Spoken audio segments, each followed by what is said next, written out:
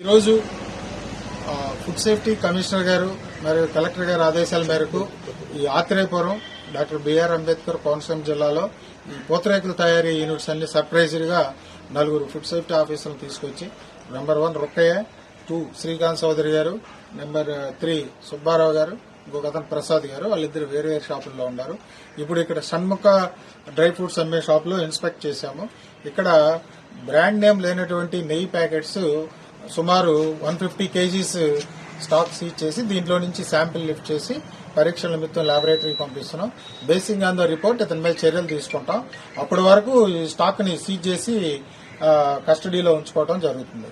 ఇందు మూలంగా పాత్రికేయుల ద్వారా తెలియజేసేది ఏంటంటే వ్యాపారస్తులందరికీ ప్రతి ఒక్కరూ విధిగా బ్రాండెడ్ ఘీ ప్యాకెట్స్ తోటే మీరు పూతరేకులు తయారు చేయాలి. మీ దగ్గరకు వచ్చి బ్రాండ్ నేమ్ లేకుండా లూజ్ ఘీ అమ్మే వాళ్ళ దగ్గర మీరు తీసుకొని మోసపోవద్దు. తద్వారా ప్రజల ఆరోగ్యంతో చెలగాటం ఆడొద్దు. ప్రతి ఒక్కరూ బ్రాండెడ్ ఘీనే వాడండి. స్వచ్ఛమైన నెయ్యితో మీ పూతరేకులు తయారు చేసి మీ వ్యాపారాన్ని అభివృద్ధి చేసుకోండి.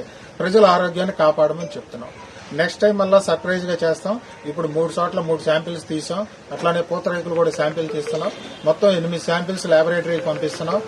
స్టాక్ ఒకసారి 10 కిలోలు, ఒకసారి 150 కిలోలు ఘీ సీజ్ చేయడం జరిగింది. కొన్ని చోట్ల బ్రాండెడ్ ఘీస్ ఉండే, అయినా కూడా వాటిని కూడా శాంపిల్ లిఫ్ట్ చేసి ల్యాబొరేటరీకి పంపిస్తాం. మీ ద్వారా ఈ వ్యాపారస్తులందరికీ చెప్పేది ఏంటంటే ప్రతి ఒక్కరు విధిగా ఫుడ్ లైసెన్స్ తీసుకొని స్వచ్ఛమైన నేతితో పూతరేకులు తయారు చేసి వాళ్ళ వ్యాపారాన్ని వృద్ధి చేసుకోవాల్సిందిగా, at the same time public ఆరోగ్యం కాపాడవలసిందిగా మీ ద్వారా తెలియపరుస్తున్నాం. ఈ విషయంలో ఏదేమైనా తేడాలు గమనించో కఠినమైన చర్యలు తీసుకోవడం జరుగుతుందని మీ ద్వారా తెలియపరుస్తున్నాం. క్వశ్చన్స్ ఉన్నాయా?